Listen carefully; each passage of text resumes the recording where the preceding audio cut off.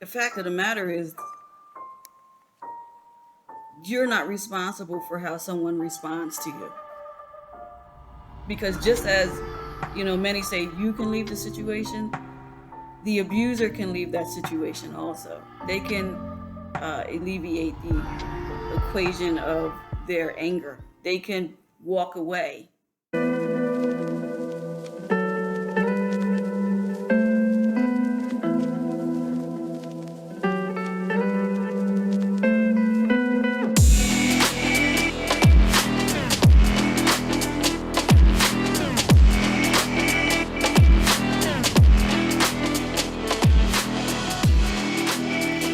This is Shayla Renee. Welcome to another episode of Take Back Your Life, Conversations with Shay.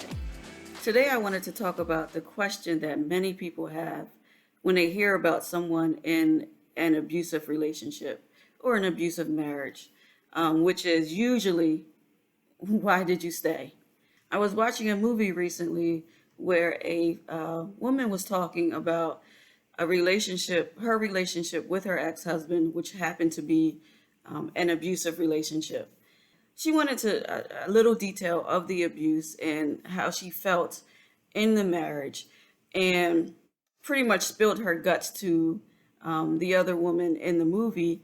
And the first response that she received from the other woman was, first, it was judgment. She looked at her in disbelief that she would stay in a relationship like this or in a marriage like this. And the first question that came out of her mouth was, well, why did you stay? And she went on to talk about how she would not have stayed. She would have either fought back or she would have left. And she made it seem like it was an easy task for someone who was married to an abusive person, to an abusive spouse, to just up and leave the relationship.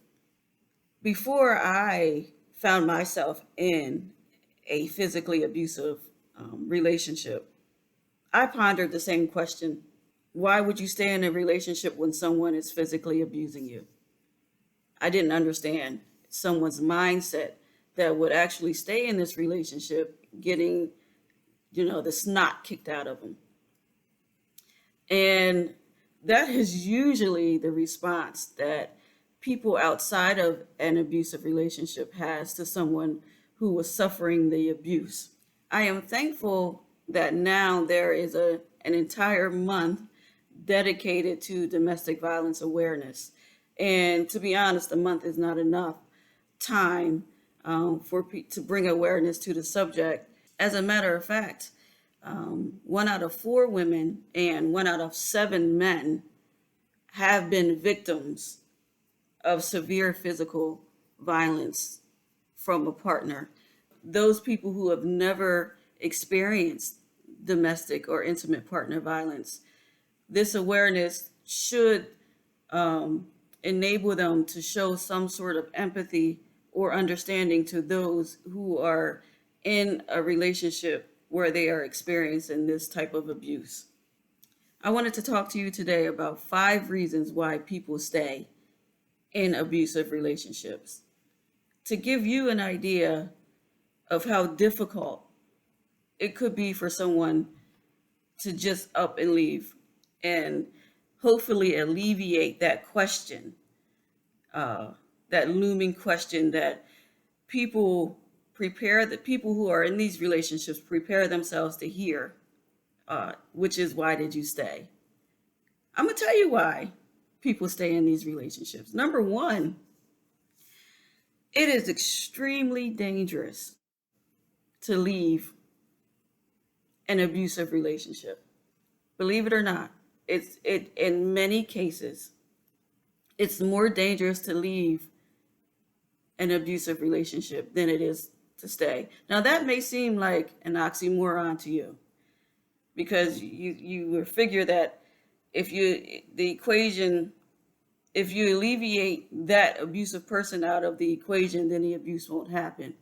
But in most cases, the abusive person is such a narcissist, and they seek so much control over your life that they make leaving more dangerous for you. They make the possibility of you leaving the relationship more dangerous. As a matter of fact, women are 70 times more likely to be killed in the weeks after leaving an abusive relationship than any other time during their relationship. Think about that. So the next time you ask someone, why did you stay in this relationship? Know that it can be very dangerous for them to leave the relationship. And they know that. They know the person that they're with, and they know how dangerous they could be. And they take the threats that they receive seriously. Now, in my situation, and I can only speak for me, I didn't receive threats of danger if I left the relationship. So I would say one of the fortunate ones where I could remove myself from the equation safely. But that is few and far between. And then if we want to add kids and children in the equation, the threats are taken even more seriously. And they're not really threats. They're almost like promises. They do not want to see you. The abusive person does not want to see you living your life outside of them. So let's move on to the second reason, another reason why people stay in these abusive relationships. Society normalizes unhealthy relationships. Even before pop culture became a thing, way before the internet, way before social media, way before everyone had a glimpse into our everyday lives. Let's look at the standards, the societal standards that were placed on women back in the black and white days, back when TV was black and white. Divorce was looked upon. Let's say you're married and you're in an abusive marriage. Divorce was frowned upon.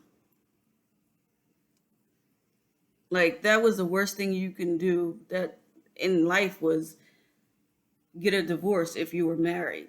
And if you had children, it was an embarrassment for your children. So even before we can talk about we want a ride or die chick back in the 90s, and we all sang and bopped our heads to songs and just trying to think of like some of the lyrics of songs that I remember growing up on, which made it seem like unhealthy and toxic relationships were the thing to do. Even before social media, there was a stigma on divorce, and no one talked about being in a marriage that was physically violent. You didn't take that outside your house. So I know growing up in my household that there were certain things that we did not divulge to the public about what was going on in our lives, whether it be good or bad. Even before the social media craze and the internet and color TV, there was a standard of living that you should abide by, which was you do not get a divorce or divorce is frowned upon.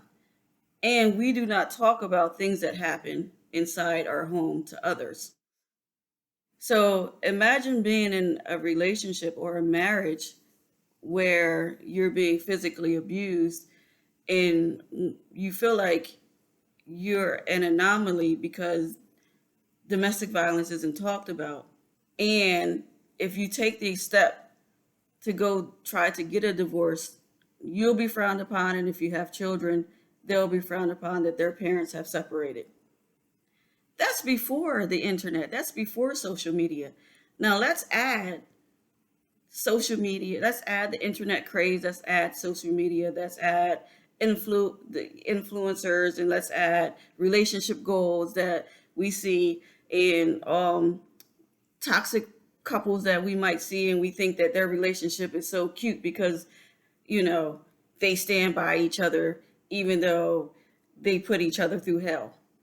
It's normalized. So why not put up with someone who physically abuses you in a relationship? That's just normal. And why seek help for that if you believe that that is the way relationships should look? That's the way healthy relationships should look. And if you don't have any example of a healthy relationship, of course you're not going to um, see anything wrong with being abused. You might even take it as a term of endearment. Many people do. I know I've spoke to men who um,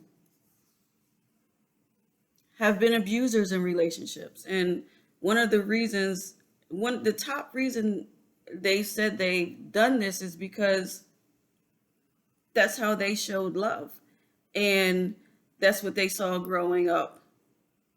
And if a female stayed, that showed that the female loved them back, and if the female left, that meant she didn't love them. That's a toxic and unhealthy view of a relationship, but it's normalized in society. One way to lose your life. I mean, how many relationships have you ever been in that, it might not be physically abusive, but you can pick up the phone and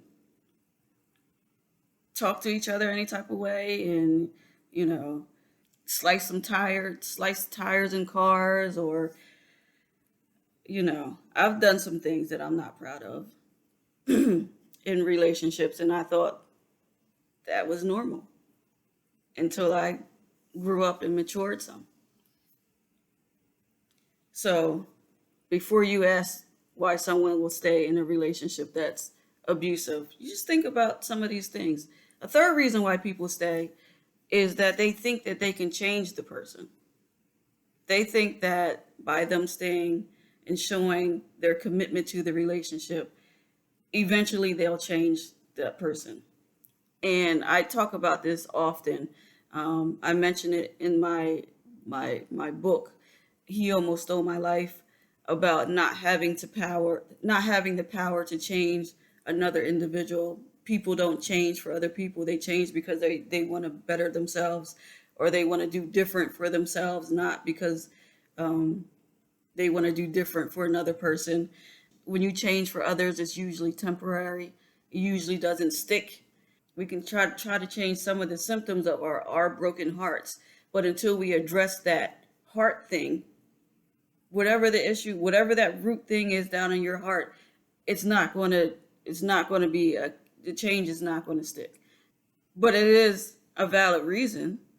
I mean, I know when I was in my relationship that I thought that he would eventually change. I changed things about myself to try to change him, or try to encourage him to change, or to discourage him from being so frustrated with me that it would lead to violence. And after a while of going through that vicious cycle, I realized that there was nothing I could do to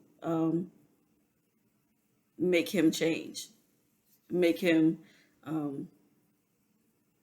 decide that I wasn't a punching bag. And I mean, it was a hard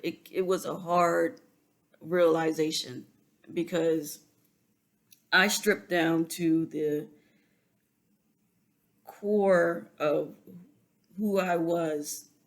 I stripped almost everything away, uh, trying to invoke change in him. And I tried to recognize little patterns, or I tried to recognize how I inflected my voice, or phrases that I might use, or anything and everything. I tried to make some changes within myself to change that person. It didn't work. And I'm here to tell you that you do not have the power to change someone else. You staying in an abusive relationship is not going to make them stop abusing you. The only way an abuser changes their ways if they actually get help. They need therapy. They need to counseling. They need to work on a relationship with God in order to change who they are.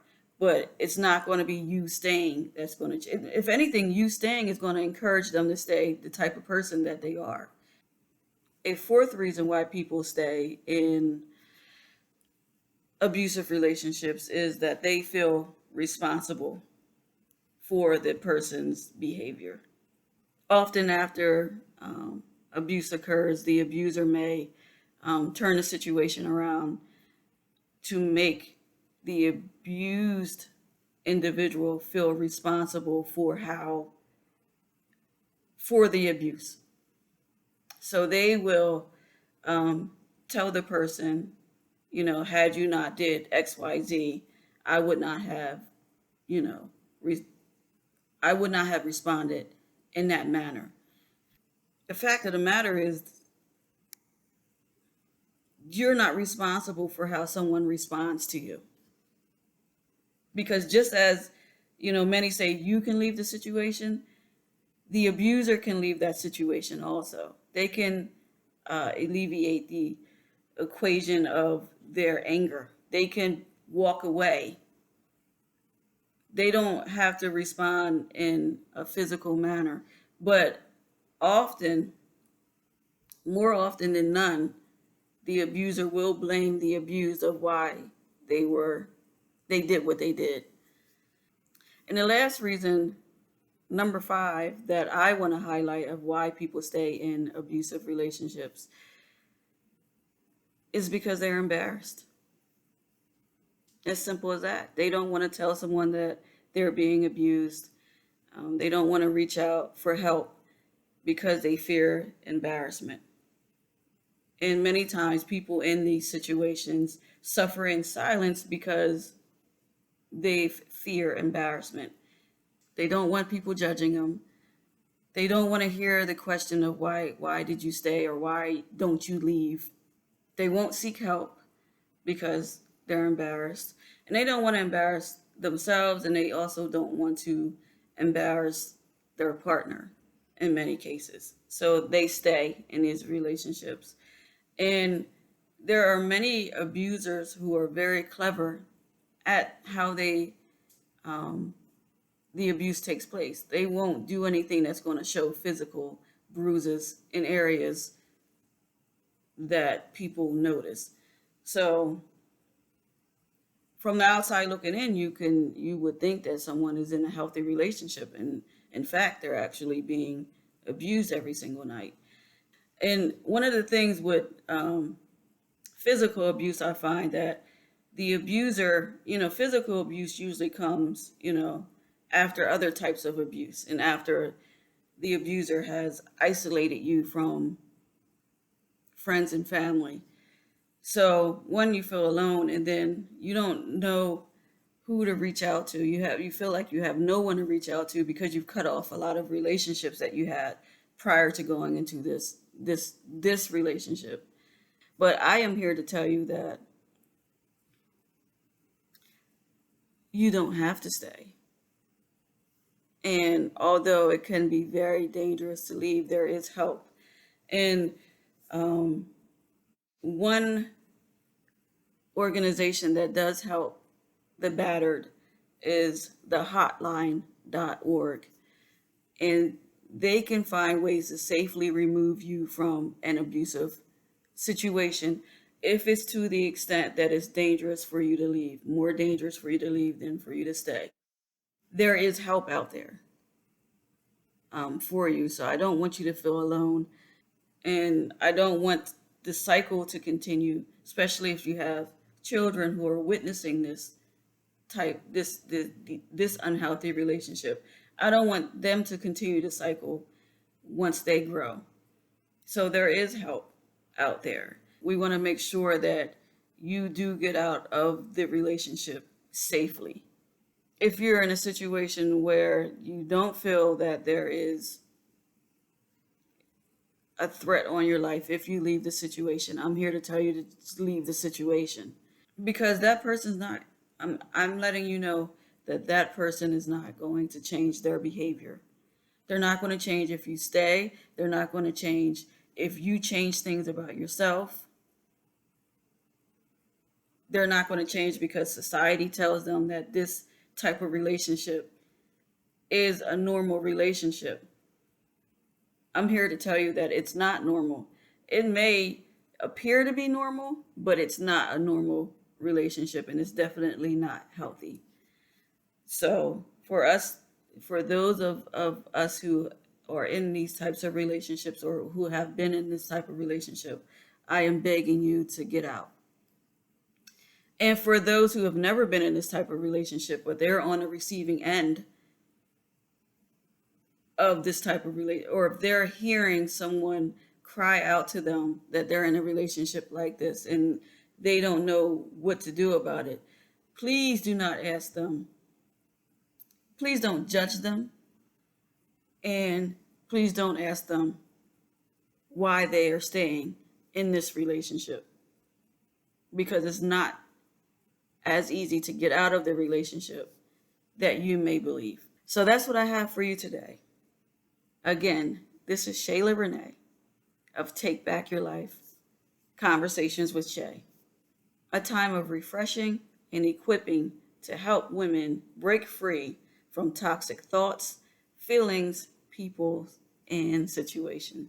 So if this was helpful to you, please be sure to like, comment, and subscribe so I can continue to give you content such as this. Please be sure to share this with all the women in your life that you care about. Thanks so much, and I'll see you next time.